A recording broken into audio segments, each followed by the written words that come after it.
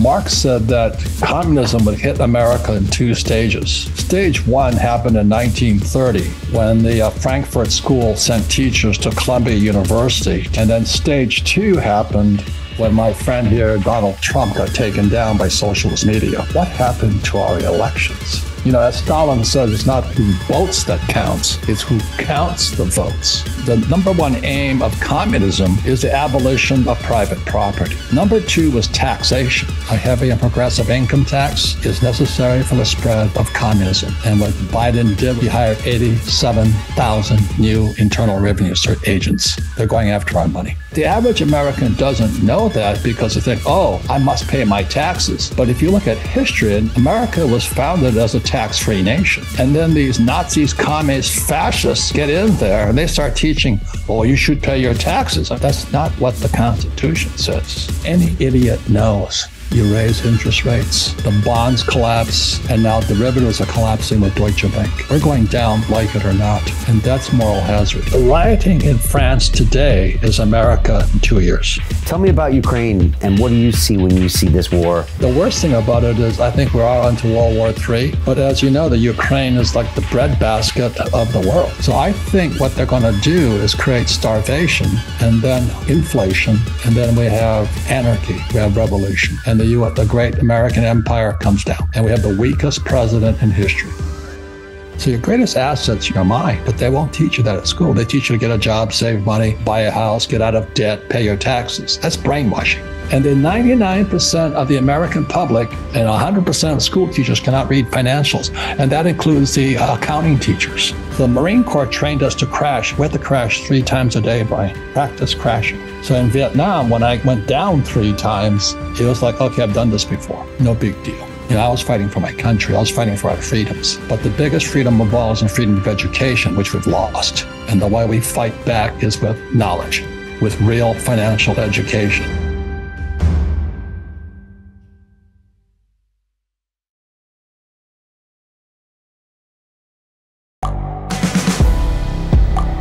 The world is changing. Inspiration is everywhere. It has never been so easy to connect, share, and bring people together. We're learning from others and finding the best in ourselves. Challenging our beliefs. Sharing our vulnerability. Overcoming our fears. Transforming ourselves so we can transform the world. How far can we go? This is London Real. I am Brian Rose. My guest today is...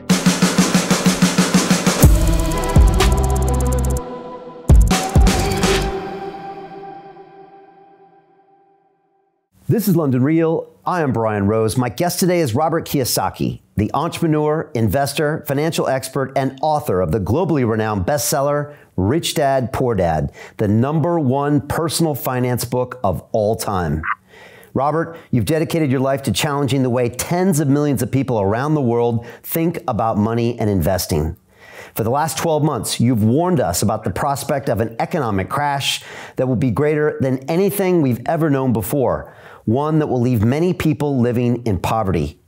Recently, we've watched Silicon Valley Bank collapse, then Signature Bank collapse, then Credit Suisse collapse, and we are now hearing of a pending Deutsche Bank collapse.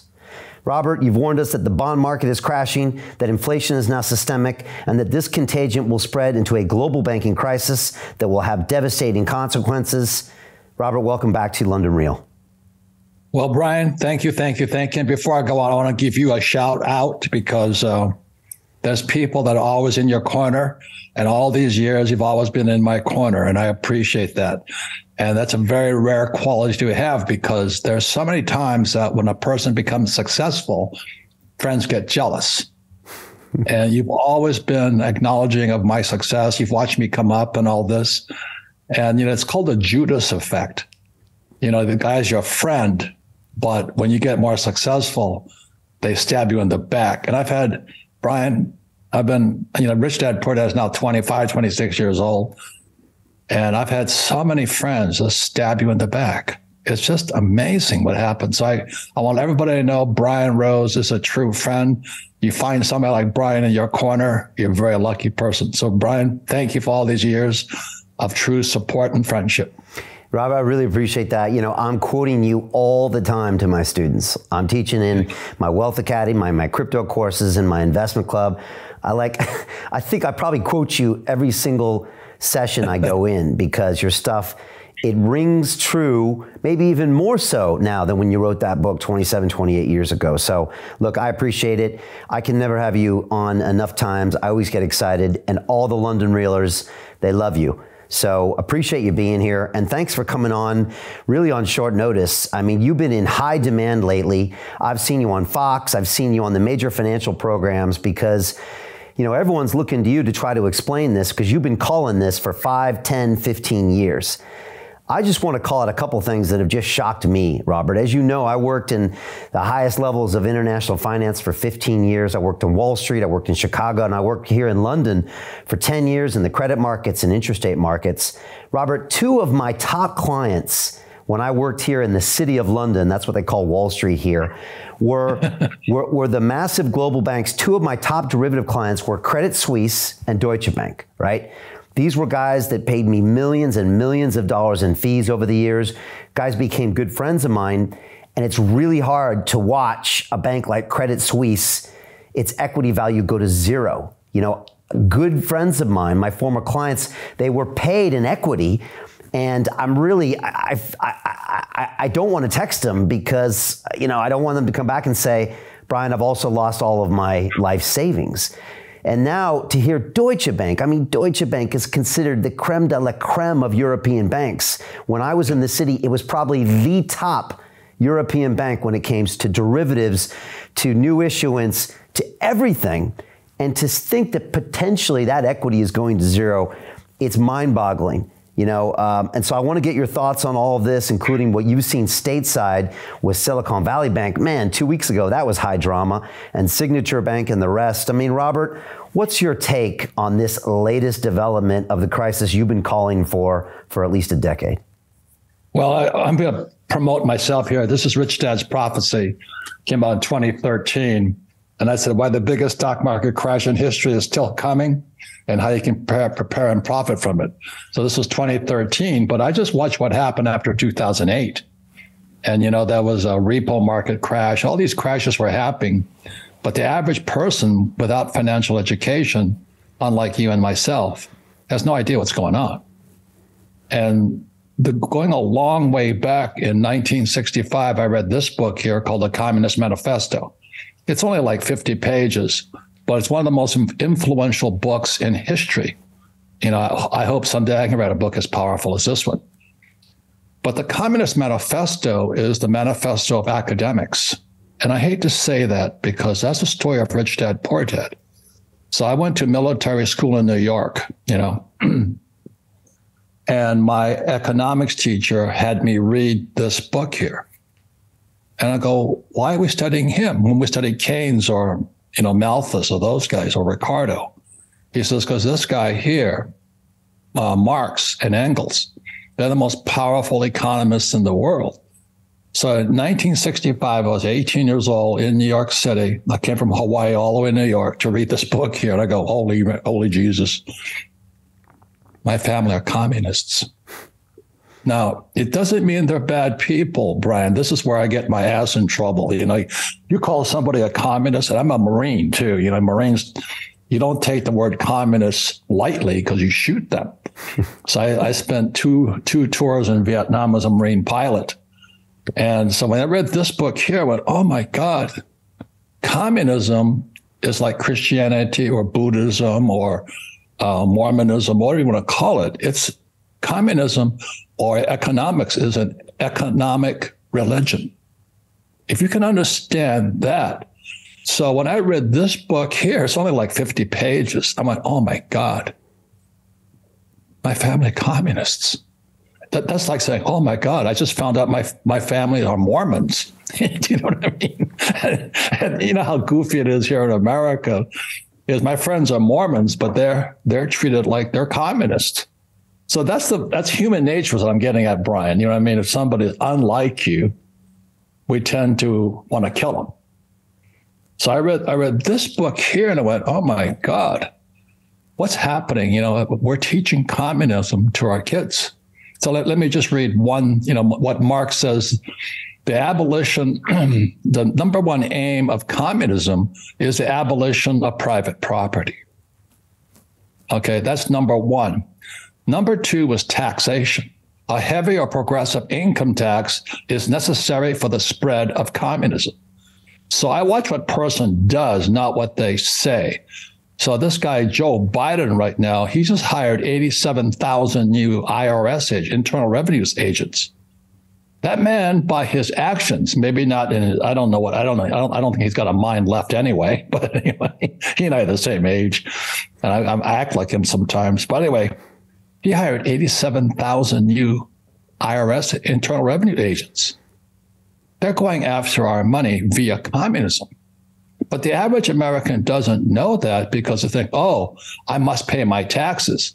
But if you look at history, and you know, you and I are both Americans, America was founded as a tax-free nation. Yeah. It was called the Boston Tea Party, was that 1773? That was the foundation of America. And then these Nazis, communists, fascists get in there and they start teaching, oh, you should pay your taxes. I'm going, that's not what the Constitution says. Do you know what I mean? And so our problem, Brian, is in education. So that's why I wrote Rich Dad, Poor Dad. I don't hate my family. I respect them. Like my sister is a Buddhist nun. You know, she could try to convert me to Buddhism, but as I'm a Marine, you know, we kill Buddhists, unfortunately. But, you know, we all come from different philosophies. And I think the word that's missing today is respect for other people's philosophies, but also as a respect for our education. What are our schools teaching kids today? Yeah. Well, wokeism, gender identity, is us, you know, but no, what the heck are we teaching? Yeah. Black Lives Matter? Well, what about all lives matter? Why don't we teach them that? Do you know what I mean? I want to get into the school stuff, definitely. But, you know, you said something in one of those interviews recently, Robert, that really hit home for me. And it has to do with the themes you just mentioned. You said they're trying to centralize our banking system. Yes. And when I heard you say that, I got chills in my spine because look what they're doing. You know, they took all these local, basically SMEs, that's the way banks started off, these local businesses that serve their local communities, you know, in a way that would make a profit. Okay, that's what they did. And now they're centralizing them. What else is centralized? Well, China is centralized. When you start to centralize something, it feels like you take away that capitalist, you know, mindset, and then all the incentive structures go. Is that what you meant when you said that? Absolutely. Because when I read this book here, I went, oh my God, what is a central bank? What is the Federal Reserve Bank of America but a central bank? What is the Bank of England? A central bank. What is the ECB, European Central Bank? They're Marxist organizations. They're Marxist organizations. At the core of it, they're Marxist. It used to be a bank was just a small little bunch of guys getting around, they lend money out. And, you know, in religion, I wasn't very religious, but I was raised a Christian. They have a picture of Jesus chasing out the bankers. You know, that should have been a lesson for everybody. If Jesus was kicking all these bankers, maybe we should too. But like you said, these started off as like, you know, mom and pop institutions that would help the economy grow. Yes. That would help people own more property, right? My grandparents, you know, they went west when their families and ancestors got to America. One of them became a cattle rancher right not far from you in Arizona. One of them became a cotton farmer not far from you in Arizona. And they were able to do that because people lent them money to build their businesses. Now, when Silicon Valley Bank gets taken over, Signature Bank gets taken over, they centralize it, which means it goes back to those power structures that are ultimately pushing these, like you say, Marxist ideals, and it's taking us way, way back. And that's what worries you, right? Oh, well, look, this here is a helicopter gunship. You know, I flew this in Vietnam. Oh, yeah. Went down 3 times. That a Huey. Yep. Okay. And you know, I fly a Robinson R-22s, right? So we're both pilots. Oh, good for you. Good for you. I went down 3 times in Vietnam. I said, that's enough, man. Jeez. You know, you only have, how many lives? You have 9 lives. I got 6 left. So, but anyway, I was out there killing commies. And I went, oh my God, you know, we should read this book here. So I came back from Vietnam, January 3rd, 1973, too. I landed in Norton Air Force Base in California. And I got hit with eggs and spit on by all these hippies, these love children. You know, and 69 was Woodstock and all this stuff. The hippies were coming on. I went, holy mackerel. What this guy had said was coming true. Marx said that communism would hit America in 2 stages, or capitalism. Stage 1 happened in 1930 when the Frankfurt School sent teachers to Columbia University, Teachers College. And so that was 1930. That was stage 1. And then stage 2 happened, in my opinion, and, you know, is when my friend here, Donald Trump, got taken down by socialist media. What happened to our elections? What happened to our elections? That's communism. You know, as Stalin says, it's not who votes that counts, it's who counts the votes. And so, Brian, I sit here as an American, you know, a veteran, killed a lot of people, good people, you know, in the name of capitalism versus communism. And I come home to get spit on, hit with eggs. Remember those days? I remember I had, you know, Marines had no hair and all these guys had these, you know, they were in their tranny haircuts and all this stuff. I mean, I don't care who you sleep with. It's none of my business. Do you know what I mean? I don't care if you want to swim with the girls team. I really don't care.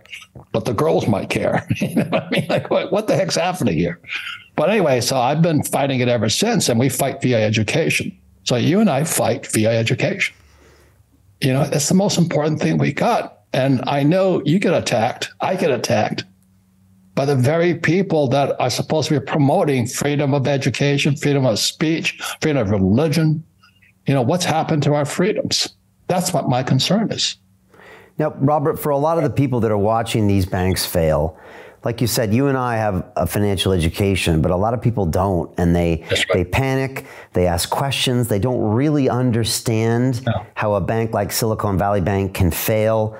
And again, there were some wide-ranging consequences that I want to get to as well. But like, how do you explain to people, you know, how the banking system works, then how the Fed works, and what do you tell them to do about all this? Is it ultimately down to voting, to education? What do you tell them? Well, that's why I wrote this book here in 1997. It came out. This book had to be self-published, Rich Dad, Poor Dad, because every one of those academic elites running our publishing houses like Simon & Schuster and all that, they turned my book down because they're Marxists. They said, you don't know what you're talking about. I said, what do you mean your house is not an asset? What do you mean savers are losers?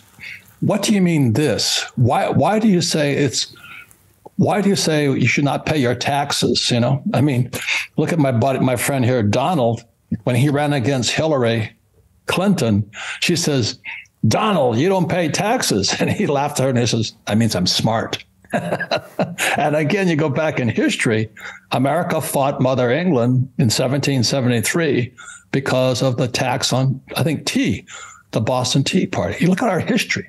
We fight for our freedoms. But today, once the academics, as this book says here in 1930, entered Columbia University, he didn't say this, but that's when the teachers took over the communists took over academics. And then this, my friend here, gets taken down in 2020 in a rigged election. Now I'm going to get censored for that. But in my opinion, just go back to what Stalin said, it's not who votes that counts, it's who counts the votes. Yeah, and that's what's going on in our country. It's interesting what you say about taxation, because I was in Dubai in October last year, and it was really my first time there. I'd been there like 15 years earlier, and I was kind of blown away by this spirit. You can kind of feel it when you're walking around the streets and amongst the people and in the incredible buildings. But it's this tax-free zone where capitalism is promoted, where they have a long-term vision of growth for the country. They're the city of the future. And I pulled out my phone and I was walking through one of those like tunnels, those high walkways, and I recorded a vlog, and I titled it this, Robert. I said, Dubai is what America used to be. That's what I did. It was a spontaneous idea I had in my head. And I was like, here's a place where the government's not trying to stand in your way. They're not trying to stop. They know that they need entrepreneurs to create, to build the future, and they're going to stay out of their way and give them every opportunity possible. And you could feel the excitement. I can only imagine that's what America felt like a couple hundred years ago. And then you go to our supposedly advanced Western democracies and you look at massive taxations. You look at these, like you said, things are going Marxist. You look at these ridiculous social issues. You look at these other things and you're like, well, who's the advanced civilization? It's not us over here in the West, I don't think. No, and I was in London last night. I should have stayed over and talked to you there. But I was coming back from Romania, and Romania is, in my opinion, if I was going to move to a country, I'd move to Romania. The reason is that they're so capitalistic there, and they were once a Russian satellite. Yeah, they know what communism is like, and they fight it. And so, my aunt was a prima ballerina of Paris, and she was from Romania, but also that's where Count Dracula was from. So I'm more like Count Dracula, I think. But anyway, it's history is worth studying and all this, but America has gone so communist via our academics. That's the story of Rich Dad, Poor Dad. And that's why I wrote the book. And I get attacked by my family. He said, how dare you call our family communist? I said, just read this book here. You mentioned Romania. When I was in 2020, when we were getting banned and deleted by all the tech platforms for our fight for freedom of speech, I was walking down the sidewalk one day and a guy drove by in his car, hit the brakes and pulled over. And I thought, uh-oh, they're going to grab me finally, Robert. And he jumped out of his car and he came up and he shook my hand. His kids came after him. He took pictures with me. He said, Brian, I grew up in communist-controlled Romania. And I came here to this country so we could have freedom of speech, because I remember what it was like when we didn't. Yep. And things got very bad in Romania, as we know. And this was a guy from that former idea system that was coming out saying there's something distinctly wrong with our now Western system. And it was really interesting to hear it coming from him, Robert. Yep. And that's why, what you were asking me about the banking system. I'm a student at R. Buckminster Fuller. He wrote a book called The Grunch of Giants, Grunch, came out in 84, I believe. And grunch stands for Gross Universal Cash Heist. So I'm reading Fuller. I was a student of Fuller. This guy's one of the greatest academic minds of our time. He's probably a Marxist himself, but I like his ideas. And GRUNCH stands for Gross Universal Cash Heist, how our wealth is stolen via our money. So that affected Rich Dad, Poor Dad, because I said, savers are losers. Your house is not an asset. Why don't they have financial education in our schools? Is that a mistake? No, it's not. I've gone pretty deep on this recently between listening to you and our friend Dr. Bruce Lipton. I mean, it all links up and it all comes together. How about Gad Saad, man? That boy is on it. Oh yeah. So I had Dr. Gad Saad on the show last week, and yeah, he was really on it. And oh man, it's great because he kind of walks this interesting line where he's a professor at a university that's basically, I joke to him, your university is shadow banning you. And he's like, yeah, they are. But he walks a fine line. He's got a great personality, which maybe allows him to kind of poke fun and make his points. But yeah, I mean, he understands the problems with academia. My daughter just went to school in Boston. So I asked him advice, like, how do I make sure she doesn't get indoctrinated? And we had a long conversation about this. So yeah, you'll love that episode. What did he say? What did he say? Because let me tell you something. When they infect your brain, you're screwed. The love of money is the root of all evil. I'm going, give me a break. Give me a break. Why don't they teach us about money instead? What about the ignorance of money? What's that costing us? What happens when you have a criminal like this guy Biden in charge of the U.S. government? You know what I mean? How can the guy open the southern border, let 4.9 million people stream across with fentanyl and drugs and sex and all this stuff? And then we wonder why our homelessness goes up. Well, maybe it's because our drug problem is going up, you idiots. And how come San Francisco, the most beautiful city on earth at one time, has now you got to watch where you step because there's human feces all over the place. And that's what happens when you're a liberal Marxist commie pinko. You know, it makes me sick. And people, oh, let's defund the police. I said, you want to defund the police? Knock yourself out. It's crazy. It's nuts what we're teaching. It's nuts to watch what's happening over there. I mean, you mentioned this a couple of times. I'm going to ask you, your good friend Trump is running for election. There's all this talk of them trying to arrest him and indict him. And then, of course, obviously, Ron DeSantis is running as well. What do you make of the whole situation? Well, with Trump and the arrest, what do you make of all that? And what are their chances against Biden? Well, talk about a media savvy guy, huh? Trump. Is that boy media savvy? He tells the world they're going to arrest me. If they arrest him, he's president. You know what I mean? Elon tweeted that the other day. And it was the first time I saw it in black and white. And I was like, that's a really good point. You know, and Trump was like, I'm not going in the back door. You got to cuff me and stuff me and walk me down the front. And he'll do a perp walk. Yeah, that's very media savvy because most people would think that's political suicide, but he knows better. No, he knows. And America right now is on edge, if you know what I mean. Yeah, it looks like most of us. There's about 30% of us who really hate what's going on. And the other people want to send their kids to school to become communists. It makes no sense to me. And look at student loan debt, Brian. The most onerous type of debt possible. Who brought that to us? Oh, Barack Obama. You know what I mean? And, you know, Barack is the only reason Biden is there is because he's holding position for Michelle Obama to become the first black female president. Oh, my God. Romania looks pretty good to me today. Do you think Trump's going to win? I'd vote for him. The trouble with Trump, he and I have the same problem. Open mouth, insert foot. What do you think of Ron DeSantis? I saw an interview with him the other night on Piers Morgan, and, you know, I like him. Yeah. I nobody listen because, you know, Don's two sons, Don Jr. and Eric Trump, we're good friends because we're politically incorrect hunters. We go to Africa all the time together. I've spent days on a tropical island with those two boys. No running water, no toilets, no food. You get to know two young men very well. They're definitely not Hunter Biden. You know what I mean? They're great young men. I mean, they're fabulous young men. So I said, why doesn't your father and DeSantis just join teams? So Trump's got 4 more years. DeSantis has 8. That's 12 years we take back control of our country.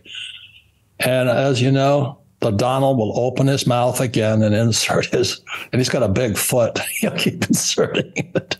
But that's why people love him. Do you know what I mean? They love him and hate for it. That's the thing. Sometimes you need a bit of that, you know, and he makes waves in the media, and sometimes that can be a good thing. So it's going to be interesting to watch. That's for sure.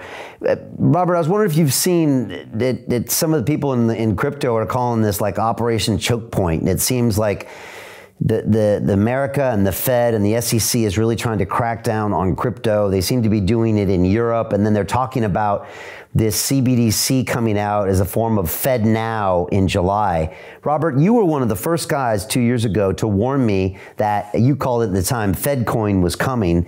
What are your thoughts on that, and why do we need to be concerned about that? And do you think that's what's happening? They're pushing the crypto down to bring the Fed coin in. Well, as we started our conversation, it's centralized banking. Right. It's centralized money. It's money controlled by the government. Not that it's not already controlled by them, but from what I'm not really good, I'm not very tech savvy, but it's surveillance. They can control what you spend on, who you spend it with, what you're doing with it.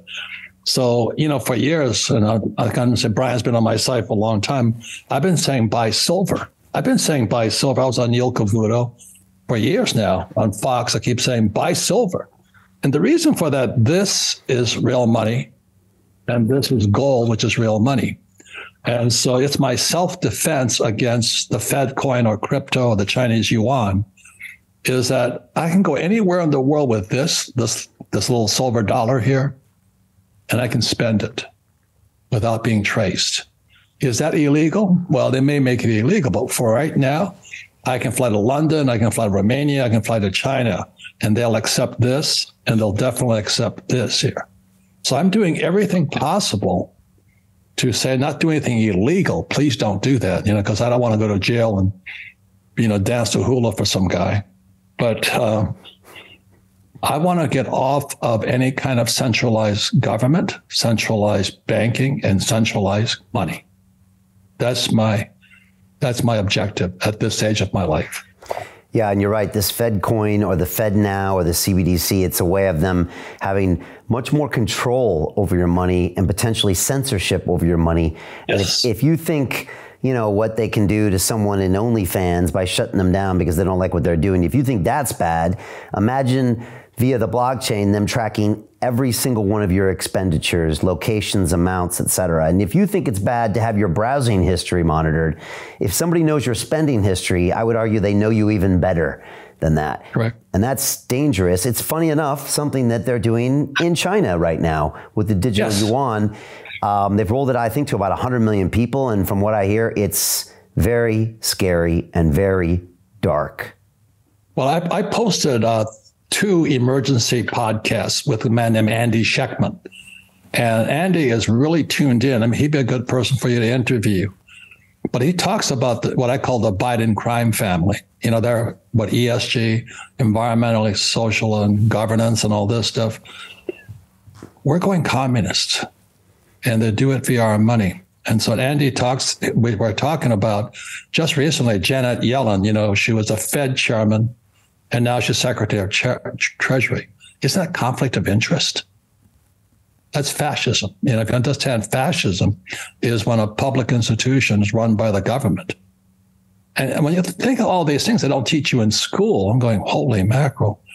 But what Janet Yellen just said is from now on, she will decide. The Fed and the FDIC and her will decide which banks live and die.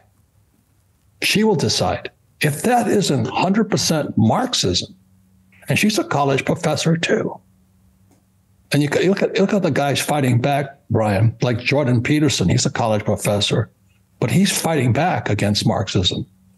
But unfortunately, as you know, somebody once said, nobody ever went broke, underestimating the taste of the American public.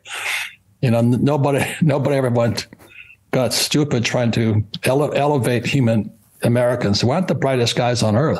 We make a lot of money because we're the reserve currency of the world. But those days are coming to an end.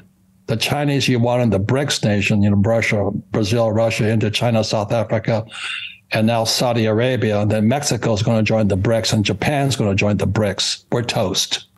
We're toast. The American dollar is gone. America crashes. We become a third world puppet state. And what happens for the rest of the year when it comes to inflation in the U.S.? Is the Fed going to hike rates again? Again, a lot of people were saying you cannot raise rates again. One of the reasons Silicon Valley Bank collapsed was because of this massive rate hike. We've never seen anything like this in history, I think, of such a quick rate hike. Obviously, they got imbalanced assets on their balance sheet, couldn't, make their capital calls. And then the Fed went and increased another quarter.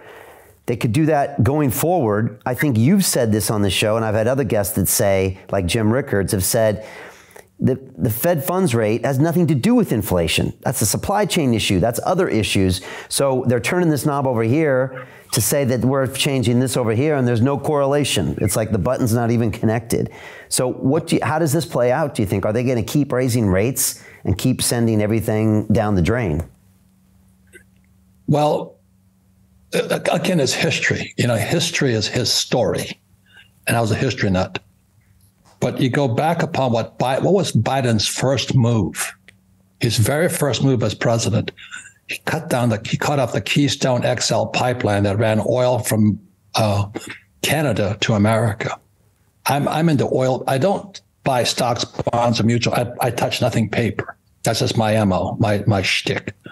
So I was selling oil when Trump was president. I was selling oil at $30 a barrel, and my oil came from North Dakota, Louisiana, and Texas. So I'm selling oil at $30 a barrel. I'm happy. I'm making a decent profit. I get tax breaks for selling oil. And the moment Biden that was his first act, oil went from $30 a barrel to $130 a barrel. Biden, the people's president, is the biggest criminal I've ever seen. So I immediately, when he did that, because I'm an oil guy, I used to work for Standard Oil of California. I drove oil tankers up and down the West Coast. The moment he did that, I said, they're going to crush the middle class. So Biden's first act was to crush the middle class, because I could see some soccer mom standing there next to her Lincoln SUV pumping gasoline. I don't know how much it is a gallon, because it doesn't make any difference to me, because I'm getting richer.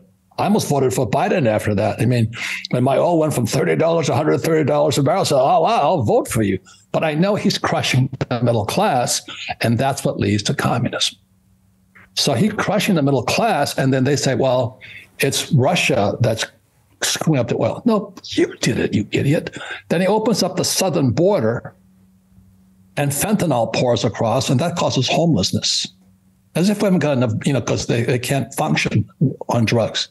Then he took us out of the, Afghan war, and Saudi Arabia said, screw you to America, and said, we're joining the BRICS.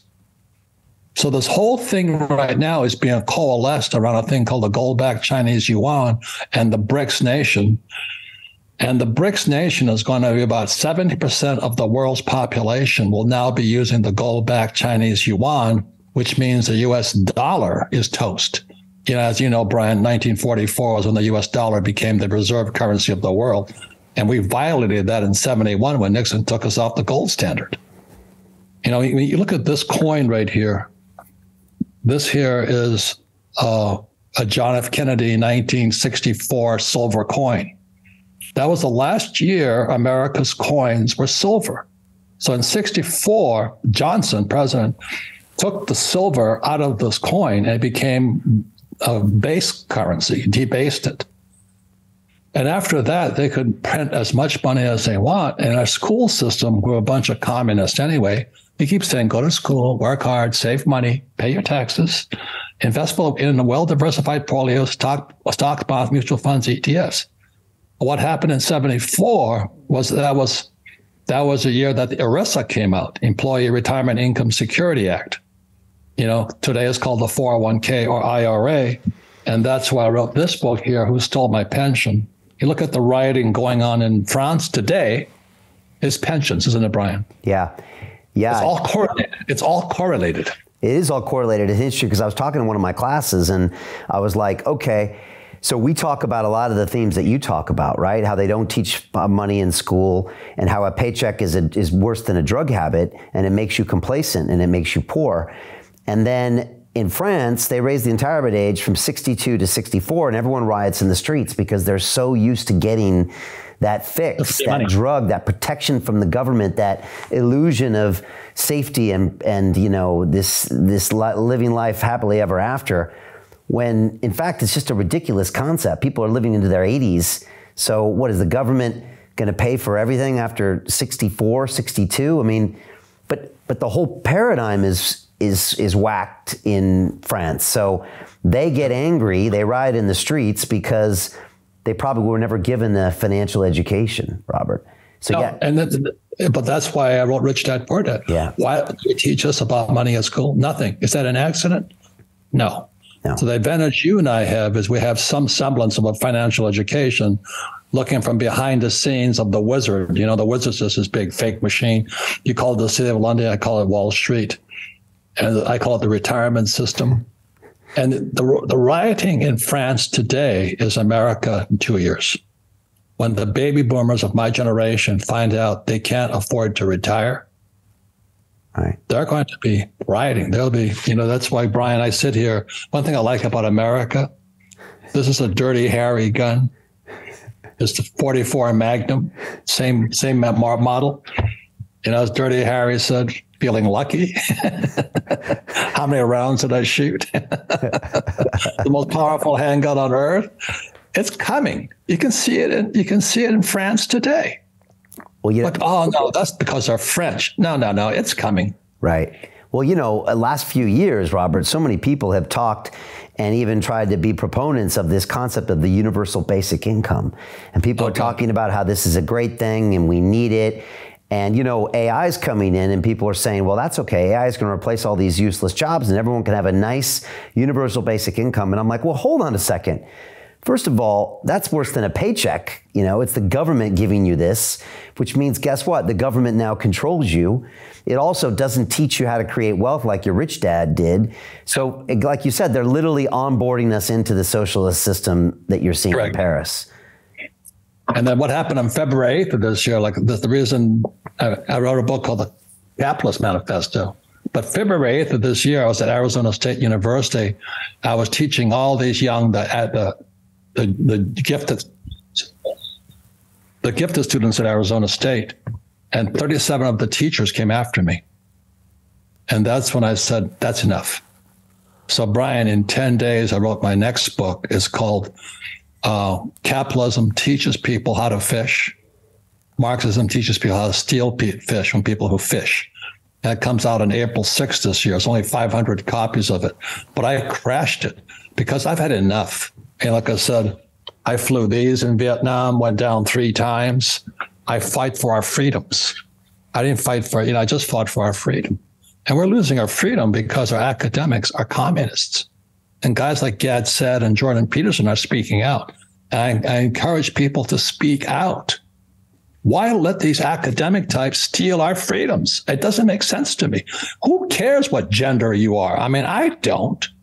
You know, I'm glad they're finally getting men out of women's sports. I mean, what the heck's wrong with this? Yeah. What difference does it make? I mean, if women let the women kick those guys out. You know what I mean? I just don't understand this stuff. Robert, you mentioned the ESG earlier, and like, explain to people, because when they hear ESG, they're like, oh, this sounds like good causes, environmental, social, governments. Tell me what's happening there, and maybe even talk about some of the big moves of BlackRock, which I think has $1 trillion of assets that are maybe pushing some of this agenda. Explain to people why maybe it's not so nice and altruistic, this ESG. No, you know, E stands for environment, S stands for social, and G stands for governance, or the rule of law. And the rule of law is that all people are created equal under the rule of law, but it's not. And BlackRock is shutting down a lot of my oil projects. So what's that going to do to inflation? It's going to make it higher. You know, without oil, we can't function. You know, I just flew in from Romania via London last night. What's that cost? What's that going to cost next? What are they going to do? Make that British Airways jet fly in electricity? It's not possible. You define the laws of logic and gravity. So we have to have energy. Civilization runs on energy. So that's why Biden's first move was to stop the Keystone XL pipeline. And I immediately knew he's going to crush the middle class. And the middle class leads to revolution when they can no longer feed their kids. And you think this war in the Ukraine, I mean, look at this guy Biden. His kid was taking money from the Ukraine, Russia, and China.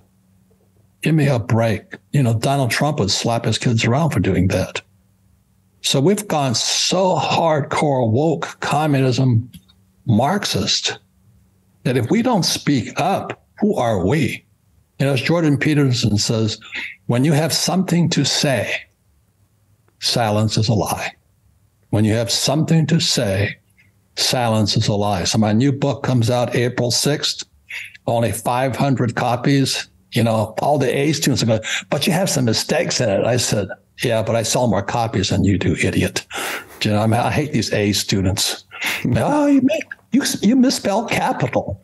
Well, what kind of capital am I talking about? Money or state capitals? You know what I mean? They're so anal, they can't see the wood from the trees. We've got to speak out, Brian. We've got to speak out. Who the heck are we if we don't speak out? Yeah, we must. I appreciate you doing that. Tell me about Ukraine and what Biden's would do. He showed up there the other day. Like, how does this play out? And what do you see when you see this war in Ukraine? And obviously, we're sending lots of support there. Putin's, of course, doubling down. People are worried about World War III. Our drones are being taken down in the Black Sea. things are escalating and potentially getting dangerous. Our mutual friend Jim Rickards is saying you really don't want to play around with things like this because these are two nuclear-powered states, and it only takes one. Well, again, it goes back to Jordan Peterson, college professor who spoke out. To continue watching the rest of the episode for free, visit our website londonreal.tv or click the link in the description below.